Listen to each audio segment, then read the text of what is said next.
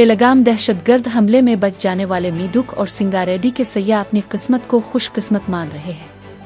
उनका schedule late होने की वजह से वो हमले के वक्त इस मकाम पर नहीं पहुंच सके।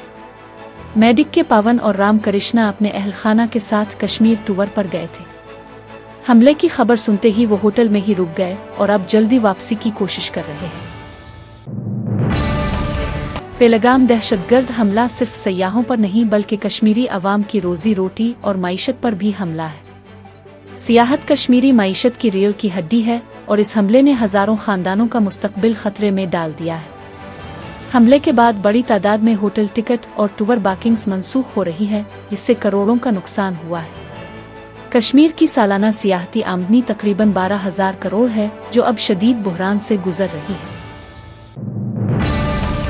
पेलगाम दहशतगर्द हमले में नलगंदा जिला से ताल्लुक रखने वाले सॉफ्टवेयर इंजीनियर की मौत हो गई, जिससे कावली में गम की लहर दौड़ गई। सोमेश्टी मधुसूदन, जो IBM में सीनियर आर्किटेक्ट के तौर पर काम कर रहे थे, अपने खानदान के साथ कश्मीर की सियाहत पर गए थे। ये हमला उनके लिए जानलेवा साबित हुआ और उनकी मौत से उनके अहलखाना और कावली में गम की फिजा छा गई। आज उनकी लाश को चेन्नई मुंतकिल किया जाएगा और वहां से उनके वालिदैन के पास ले जाया जाएगा। छत्तीसगढ़ तेलंगाना सरहद पर कशीदगी का माहौल छा गया है। कररहगटा में सैकड़ों माओवादियों की मौजूदगी की इत्तला पर कोम्बिंग ऑपरेशन जारी है।